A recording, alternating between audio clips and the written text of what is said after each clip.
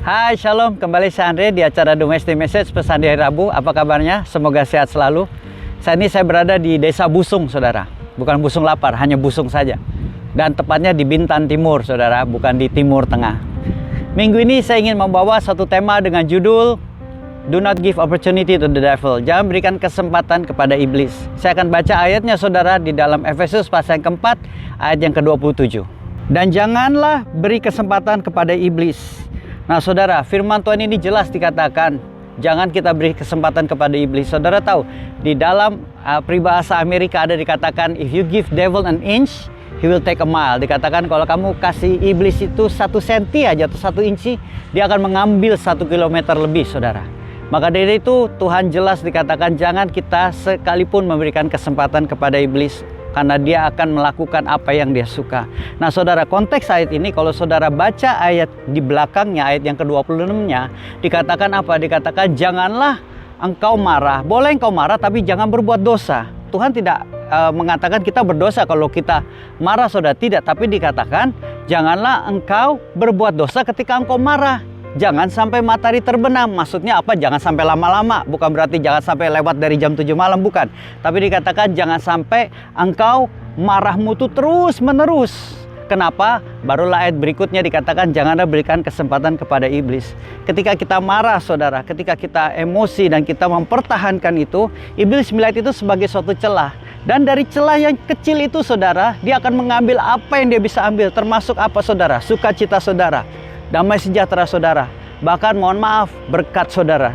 Karena biasanya ketika marah kita memberikan kesempatan kepada iblis, kita akan berkata-kata hal-hal yang sia-sia, bahkan kata-kata kotor, kata-kata binatang, kata-kata sumpah serapah.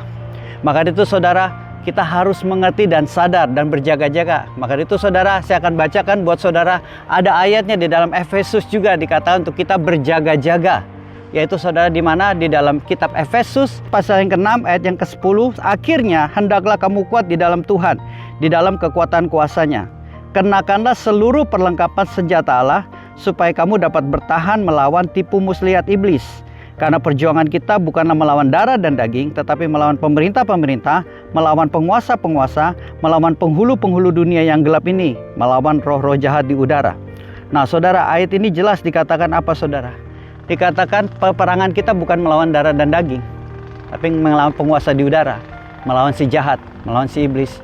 Yang kadang-kadang, mohon maaf, kadang-kadang memakai manusia untuk memancing kemarahan, memancing kita marah sehingga kita berbuat dosa.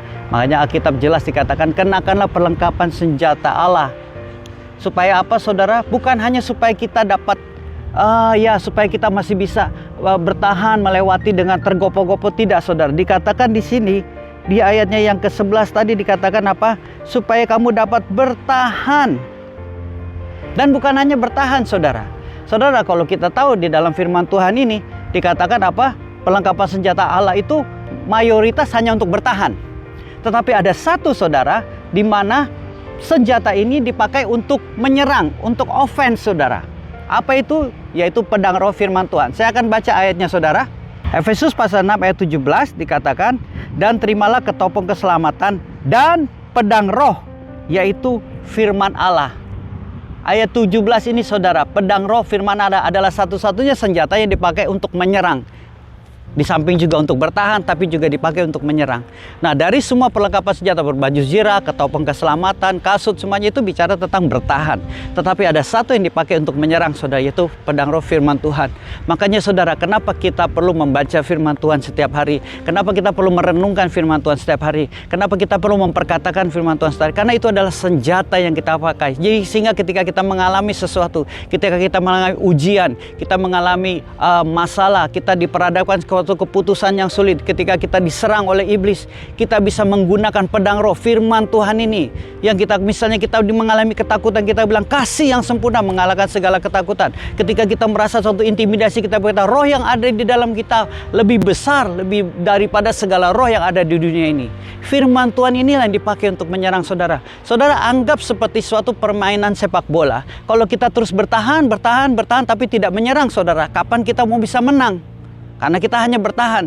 Tapi saatnya ketika kita bisa bertahan, ada saatnya kita menyerang. Ketika kita menyerang dengan dengan menggunakan pedang roh firman Tuhan, kita akan mengalami kemenangan, saudara.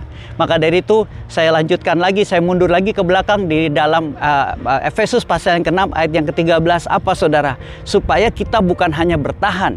Perhatikan ini, saya akan bacakan buat saudara di dalam ayat yang ke-13. Ayat 13, sebab itu ambillah seluruh perlengkapan senjata Allah, supaya kamu dapat mengadakan perlawanan pada hari yang jahat itu, dan tetap berdiri sesudah kamu menyelesaikan segala sesuatu. Saudara, Tuhan tidak mau kita hanya tergopoh-gopoh, bertahan dengan sambil lalu dengan berpegang sampai, oh Tuhan yang penting kita bisa. Bukan, saudara. Tuhan mau ketika iblis menyerang kita dengan segala bentuk cara, dengan segala bentuk serangan-serangan dalam bentuk apapun, kita bukan hanya dapat bertahan, kita tetap berdiri di atas kebenaran firman. Kita berdiri dengan kemenangannya daripada Tuhan, sehingga kita keluar bukan hanya seperti seorang prajurit yang terluka, yang tergopoh-gopoh, oh yang aduh Tuhan nggak tahan, sakit. Bukan, tapi kita keluar, Tuhan aku berhasil karena Tuhan sebagai kekuatanku. Aku berhasil karena Tuhan memberikan aku kekuatan, karena di dalam kelemahan kulah kuasamu menjadi sempurna. Aku keluar sebagai prajurit pemenang. Disitulah Tuhan merindukan kita seperti itu. Kalau kita memakai seluruh perlengkapan senjata Allah, maka itu saudara ingatlah, kita terus perlu memakai perlengkapan senjata Allah. Karena kita tahu ketika kita memakai itu semua, kita akan berjaga-jaga. Karena iblis dikatakan di dalam 1 Petrus pasal yang ke-5 ayat yang ke-8 dikatakan apa? Bahwa dia seperti singa mengaum-ngaum hendak menelan kita. Ketika kita berjaga-jaga, kita tidak akan memberikan kesempatan kepada iblis untuk mengambil, mencuri sukacita kita, membunuh, membinasakan kita. Tetapi justru kita akan bertahan dan kita akan tetap berdiri teguh, berdiri tegak di atas kebenaran firman Tuhan, keluar sebagai pemenang, dan kita dengan bangga berkata, Tuhan, I've done my part. Aku telah melakukan bagianku. Aku memelihara iman. Aku hidup jujur, hidup benar di hadapan Tuhan, dan berlaku setia di hadapan-Mu. Dan Tuhan akan bangga kepada kita, dan Tuhan akan tambahkan apa yang merupakan yang mungkin tadinya 1 talenta menjadi lebih dan lebih lagi. Karena Tuhan tahu kita menjadi prajurit, bukan prajurit yang terluka, tetapi prajurit yang gagah perkasa, yang meskipun melewati segala bentuk masalah, badai, tantangan, peperangan yang terus-menerus, yang mungkin dengan kekuatan kuasa iblis yang menyerang kita bertubi-tubi, kita tetap kuat, kita bahkan keluar sebagai penang, kita tetap berdiri, kita tetap menang, dan kita berkatakan, Tuhan Engkau baik. Saudara, pakailah perlengkapan senjata Allah supaya kita berjaga-jaga dan tidak memberikan kesempatan kepada iblis untuk menang atas kita. Yang ada, kita menang atas iblis karena kita memakai perlengkapan senjata Allah dan menggunakan senjata peperangan offense, penyerangan dengan pedang roh firman Tuhan, memperkatakan firman Tuhan, melakukan firman Tuhan. Maka kita menjadi pelaku firman Tuhan, bukan hanya menjadi orang yang menang, tapi lebih daripada pemenang, berdiri teguh di atas kebenaran firman Tuhan. Sampai di sini video Wednesday Message, saudara. Sampai jumpa di video selanjutnya. God bless you. Bye-bye.